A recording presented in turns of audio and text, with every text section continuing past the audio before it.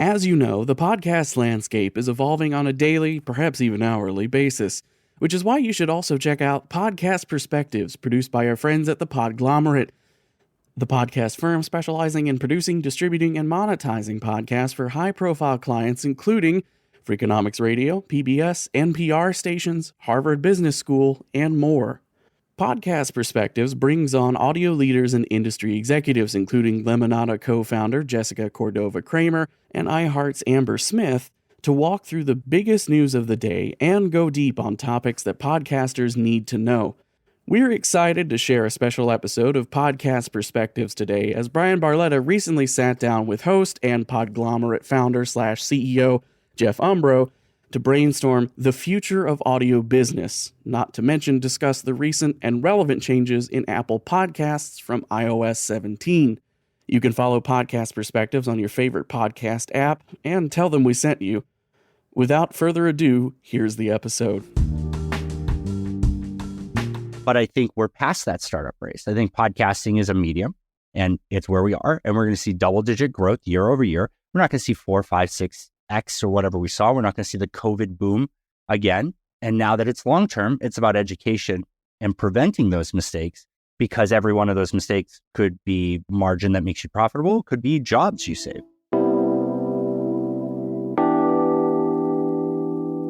This is Podcast Perspectives, a show about the latest news in the podcast industry and the people behind it. I'm your host, Jeff Umbro, founder and CEO of the Podglomerate. Today on the show, I'm speaking with Bryan Barletta, founder and partner at Sounds Profitable, a company which covers the audio world and partners with over 140 players in the industry to set the course of the business side of podcasting. Today, we will chat with Bryan about Sounds Profitable, its mission, business model, strategy, in this moment in the industry, and what happens when Sounds Profitable's mission conflicts with the business model of the rest of the industry. Let's get right to it. Hey, Brad, thank you for joining us. Welcome to the show. Thanks for having me. I guess to start, what is Sounds Profitable in your words? I guess we're a research and advocacy firm focused on growing podcasting through listenership and monetization. That's the tagline that we go with. And it's a mouthful, right? It doesn't get easier to understand until I break it down into a few more things. I mean, we saw what trade associations can do for other industries, and we have one. We have the IAB. ANA is a little bit active in audio. There's opportunities there, but there was nothing podcast specific. So I think we emulate a lot of the ideals that we want to see out of a trade association in podcasting. That's the first one. We also have newsletters, a lot of them, that go out to basically everybody in the business of podcasting, trying to educate them on what's going on in the industry, how they can apply it, how they can compare and understand advertising, marketing, and content in other channels as well. And then live events and support there. I mean, we really want our partners to benefit and the whole industry to benefit from everywhere that they spend money or they're asked to spend money. So we have lounges at, major events like Podcast Movement, Pod Show London. It sounds like you're busy. A little bit. Well, so if you're talking to somebody who's not in the space or somebody just entering the space, because that's hopefully the audience of this show, I would go to Sounds Profitable for A, research and content about the industry, and B, if I'm going to become a sponsor or something, connections and know-how, kind of going a little bit below the hood when it comes to how to optimize X, Y, and Z. Would you say that that's accurate? Yeah. And I think if you're taking podcasting as a business seriously, and that could be anything, right? That could be you're not investing money, but you're investing time. That's absolutely valid, right? Like you have a business plan, you have a mindset on it. This isn't just like you're putting up 10 episodes and you're hoping that someone's going to discover you. You really want to put effort into it. We have something for you at every part of it. I do want to emphasize it's not sponsorship. We call it partnership, because the real mindset is that all the content's actually free. Everything that we put out there, when people ask us questions, I can point to an article, I can point to something that we've recorded at one point or another to share to them so that they can get it. What partners get on top of helping us accomplish all this really is let's break that down. Let's take that article and topic. Let's understand your specific issue and work on it hands in hand. It's not a requirement. If anybody listening to this reads Sounds Profitable or listens to Sounds Profitable and has a question, if they hit reply, it goes right to me. And I absolutely put in time to make sure that we answer people's questions, because sometimes we went too far over the head. Sometimes we didn't link back to an older article. We made assumptions. So we want to help everybody get up to speed. I don't usually talk about Podglomerate in the context of the people that we're speaking with, but I do want to talk about it here because I think it can provide some examples and like anecdotes of like how this did effectively work for us. Years ago, I was speaking with Bryan about how we can optimize like our programmatic marketplace on our podcasts. Bryan gave me a lot of really valuable tips on like how we can set up our tech stack in such a way that it would optimize what we're doing most efficiently. And Bryan, I don't know if I've told you this recently, but like I can directly point to something along the lines of like 5 figures in revenue that came in that was not annually, that was not coming in before. So the way I like to think about Sounds Profitable is if you use it properly, if you use your services and community properly, then you can directly influence the success of the different initiatives that you are trying to take, usually in the ad tech space, but like, and I know in the last couple of years, you've been expanding beyond that. Yeah, my background is ad tech. And honestly, that's really cool to hear. I wish we could get more people to tell me stuff like that, because I do want to emphasize to the people listening, we don't do commission, kickback, anything like that. We don't hold equity advisory or board seats in any company.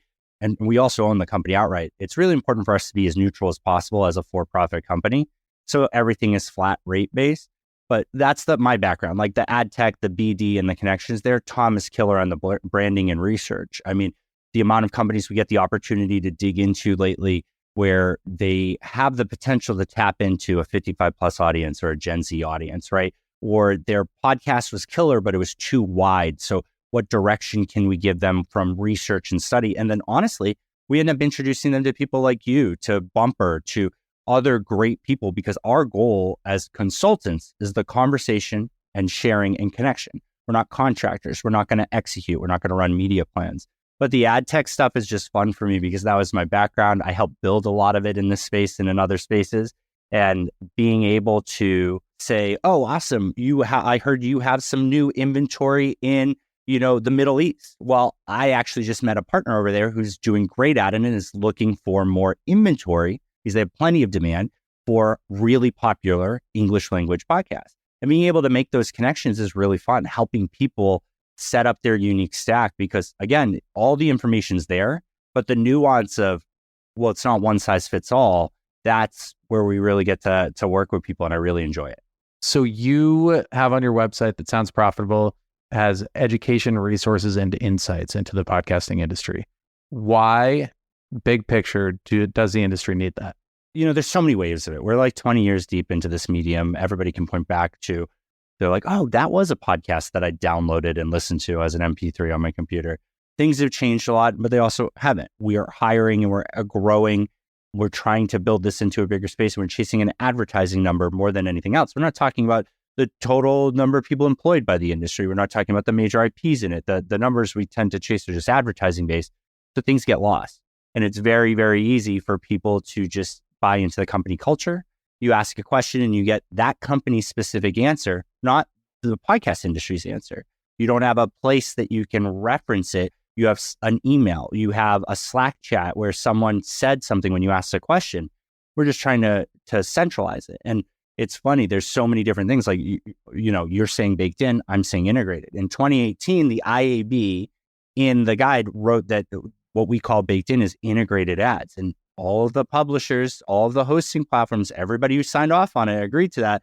Nobody uses that. So, we put out a glossary, and, that was a great starting point there. The IAB just put out a buyer's guide, which is an interesting starting point for them on that side there. And we're building out educational content for people to hire and bring in people who know nothing about podcasting to grow our space with intelligent people and, really catch them up on the stuff that I think is easier, right? If we put that effort in there and educate them, a lot less headache and heartache, I think too many people in the space, unfortunately, have gained their knowledge through mistakes more than they have from reading about it or being sat down and taught anything. Yeah, it's the best way to learn, to be honest. I've caused millions of dollars in damages. All right, so we're going to have our lawyer review this, but I've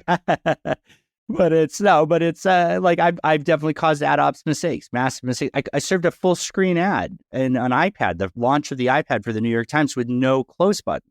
We had to update the entire spec of how mobile ads worked so that the close button wasn't part of the creative file, but was rather part of the SDK in the app because of those mistakes. And I think in a startup race, those mistakes can happen. But I think we're past that startup race. I think podcasting is a medium and it's where we are. And we're going to see double-digit growth year over year. We're not going to see 4, 5, 6x or whatever we saw. We're not going to see the COVID boom again. And now that it's long-term, it's about education and preventing those mistakes, because every one of those mistakes could be margin that makes you profitable, could be jobs you save.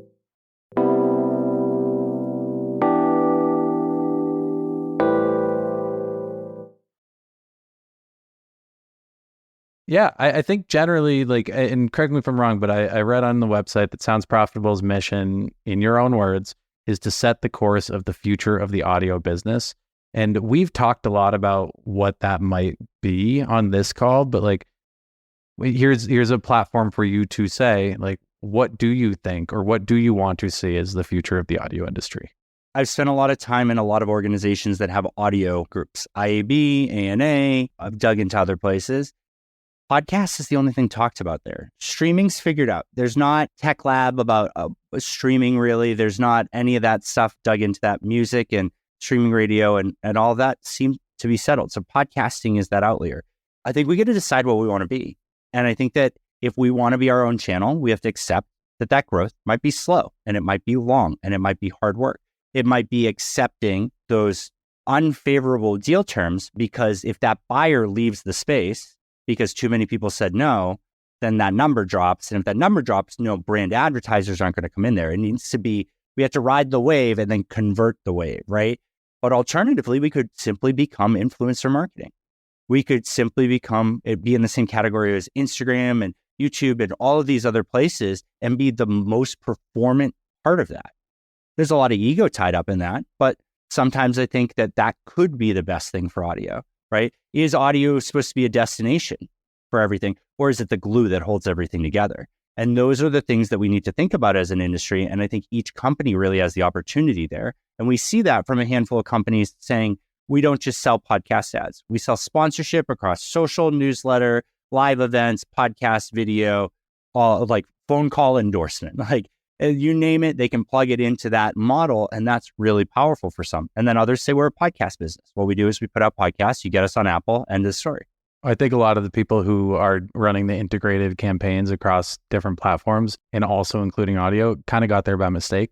And I'm very jealous because that's, in my opinion, the right answer. But like also, it's funny like how people got from point A to point B. Yeah, I do envy those people constantly, the ones who fall into that sponsorship package, because advertising is a CPM game and is buyer side. Sponsorship is a publisher game. You get to define what it is, that entity. You can't pick it apart. It's buying a value meal. More expensive if you want all the pieces separately. I think that the work that you do in a lot of ways is essential to like the growth of the industry. One example of this is a conversation that I know you've been having actively throughout the industry for the last several months, which was essentially flagging that there was auto downloads happening on Apple Podcasts based on people adopting like new devices and operating systems.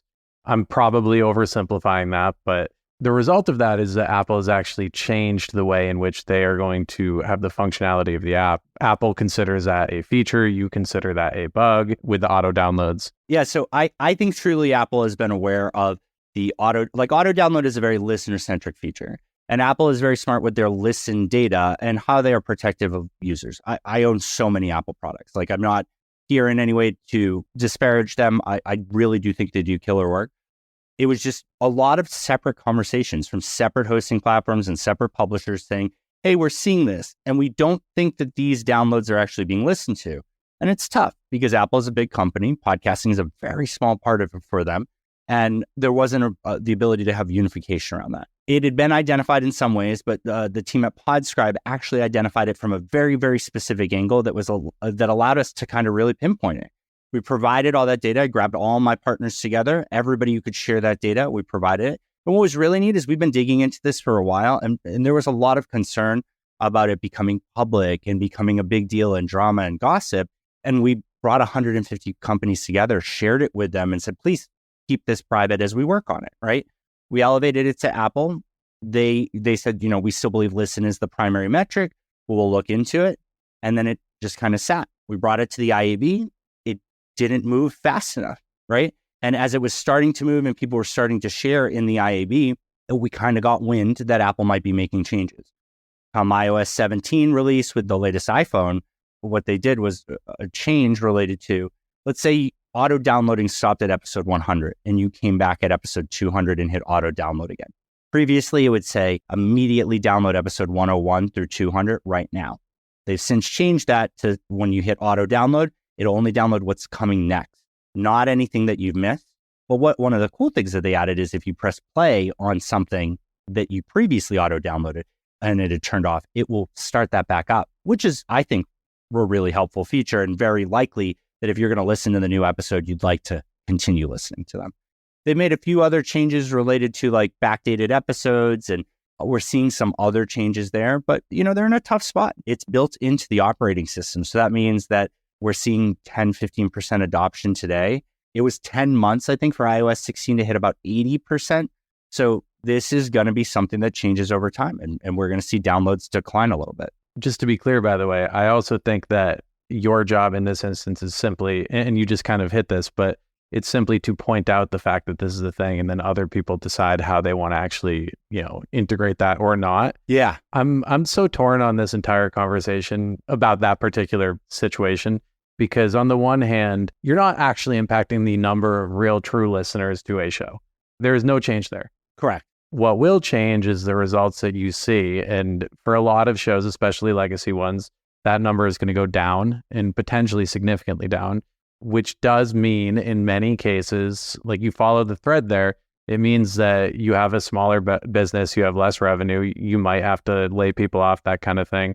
On the one hand, you're making the integrity of the industry better because people can trust it more and it will lead to future growth. But short term, this market correction is going to have impact. And I don't mean to, I promise I'm not pointing fingers or anything like that. I'm just like, I've kind of just been like noodling with that thought the last couple of weeks. It's not easy, right? But I think that the hard part is in podcasting, we don't control the apps. Most hosting platforms are IAB certified at this point. Can IAB be better? Yeah. And I am working hard to continue to push that on behalf of all my partners and behalf of all the space. But at the end of the day, Apple made this change. We didn't know it was coming. We had escalated it to them. We would have loved to be more involved with them, but that's not how they operate. I don't think that auto download, like we're seeing how Spotify chooses not to really implement it, or you have to go so many steps deep to actually download in Spotify. Yeah, you have to turn it on. And we don't have the same problems over there, right? It's a little bit closer in the numbers there. But yeah, I mean, the slowness of this upgrade, right? The adoption, it will reduce total downloads, which will reduce total impressions. And I encourage people to not have the knee-jerk reaction to immediately add more ad inventory, right? Don't add more ad slots or placements. Look at how much available inventory you had, but realize that it'll help with performance, because those downloads, when you came back at episode 200, maybe you re-listened to episode 101 through 200, but it's very unlikely. That's concerning on that end because the end result there is less performance. While we're on the topic, I would love to know like what your opinion of the ad marketplace is today, just given kind of the ebbs and flows that we've seen in the last year. I wrote our 3-year anniversary article called Ad Technical Difficulties. And what I will say is I think there are still hungry buyers, but I think that the reason we didn't hit the 2 billion number, one, I think that the IAB's projections were too aggressive. I don't think they had enough data to do that. I think they ran into the hype and overhit it a little bit too. But two, I think we alienated a lot of those buyers that helped us get to this place, that really have perfected how they buy ads, which for a lot of them is integrated or baked in ads. And they have a very specific model and they're willing to pay top dollar for it because they know how to get performance out of it. And I think that the technology became a forefront for us because we wanted to push into brand advertising, which meant programmatic, which meant run of show and run of network. And we pushed that tech to emulate these other solutions, and not all of it worked. So what I will say is that I think the buyers that are here. They're like 2 feet in, they're committed. We've lost some buyers, and some of those people will never get back because their boss didn't ask them to buy podcasts and asked them to buy audio, or they asked them to buy things that perform, and they're over somewhere else while they're watching CTV numbers go down, while they're learning things about influencers and other areas that take as much hands-on time, but maybe hit a little bit harder for them.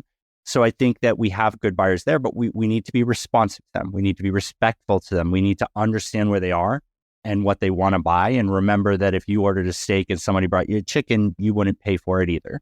I think people are spending well. I think podcasting is doing particularly well against a lot of other ad channels. But I think that podcasting is big. And I think there are a lot of people here. And I think there are a lot of moving parts. I think there's shifts in agencies. I think there's shifts in brands coming in direct. And I think that there's consolidation in publishers. There's less new shows coming out. I think the ad market is strong at a time where an ad market, or the whole ad market, not just podcasting, is coming back around out of a will they, won't they recession.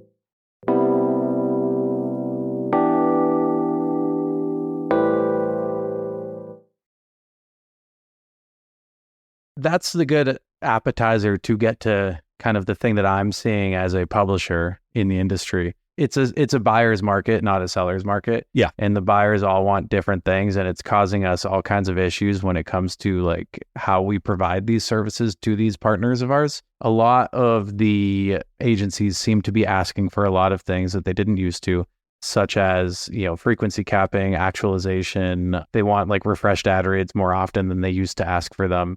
None of those on their own are bad. It's just all of them together do cause a lot of burden for the publishers. And, it's doable. I guess my broader point is like, it's almost not worth doing based on the amount of administrative burden that comes from doing it different ways from every one of these buyers.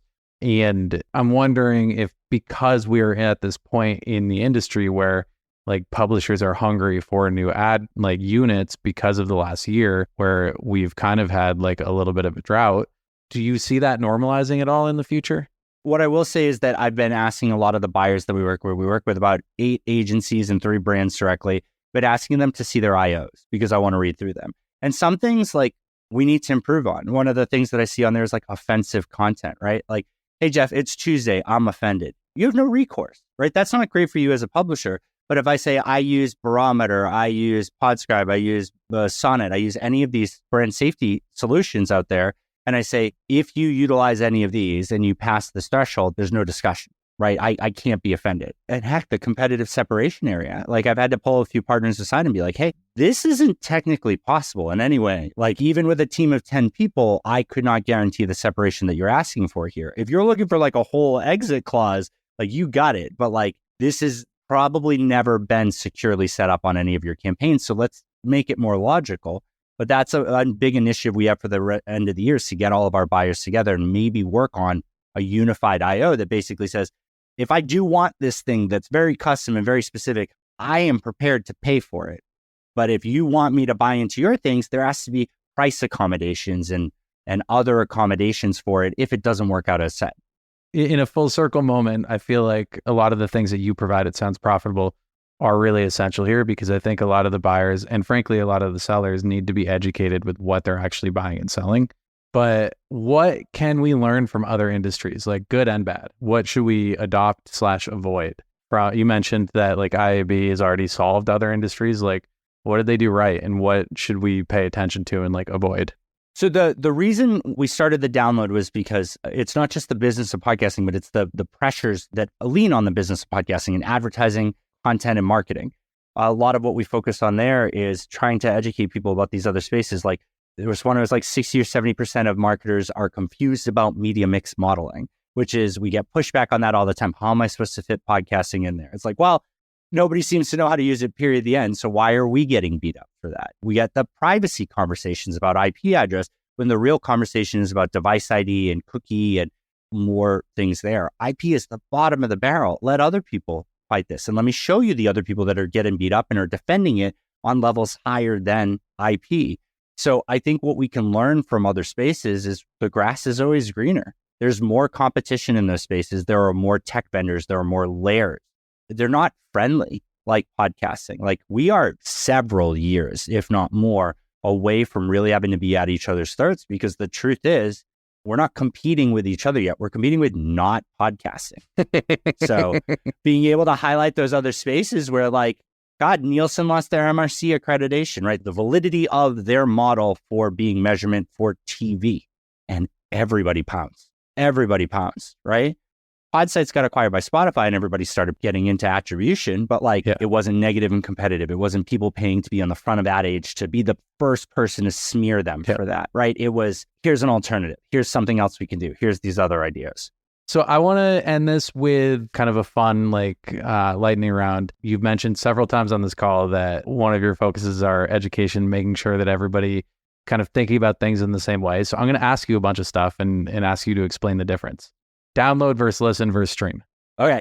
Download is from your hosting platform. It's when 60 seconds of the audio file has been sent to the listener's device. So sending from that hosting platform. We don't, not necessarily receiving or anything like that, but has been transmitted down there. A listen is an in-app metric.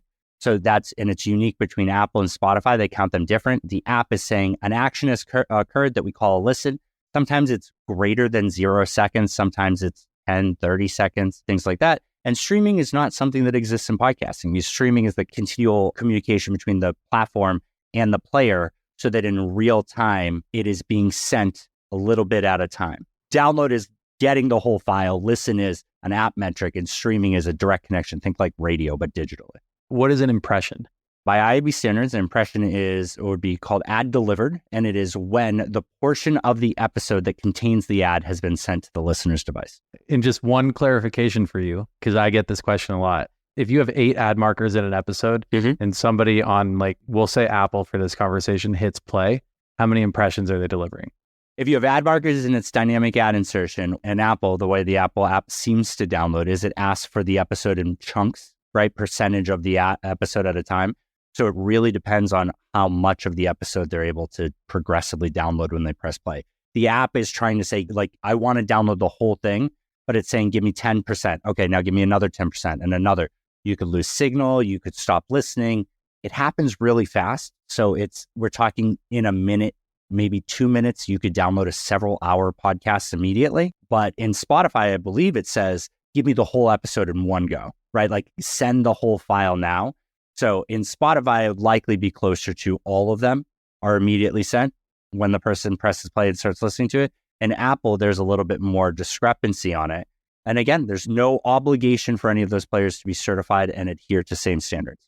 So I wanted to highlight that because of the idea that just because somebody hits play or has downloaded an episode, you may be tracking all 8 of those ad impressions, but it doesn't necessarily mean that somebody has listened. But at the same time, no one is actually breaking any rules there. So there's just, I want to mention this just to say that there is no perfect solution here. Yeah. We covered this a little bit, but can you explain baked in or integrated ads versus dynamically inserted ads?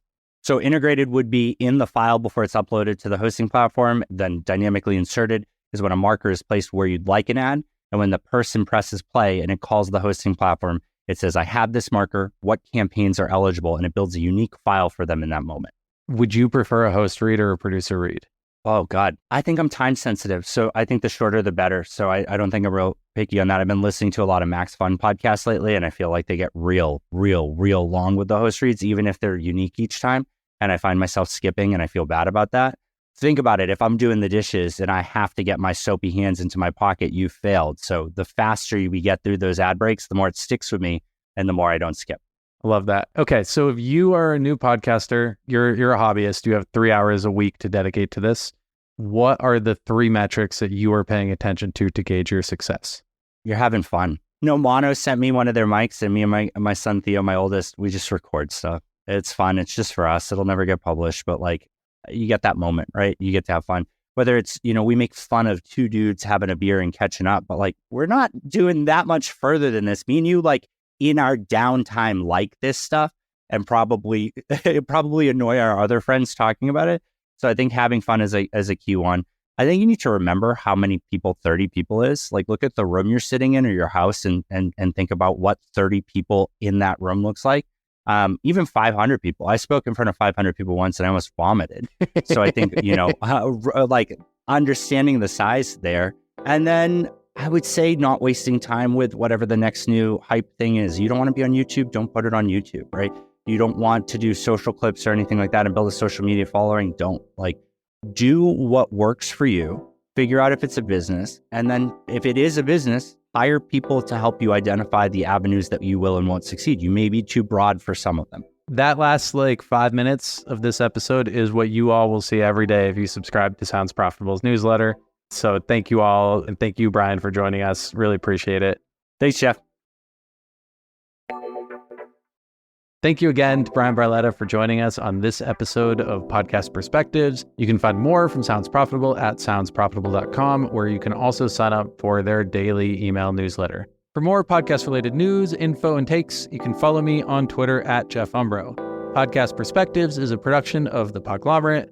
If you are looking for help producing, distributing, or monetizing your podcast, you can find us at thepodglomerate.com. Shoot us an email at listen@thepodglomerate.com or follow us on all social platforms at Podglomerate. This episode was produced by Chris Boniello and Henry Lavoie. And thank you to our marketing team, Joni Deutsch, Madison Richards, Morgan Swift, Annabella Penna, and Vanessa Ullman.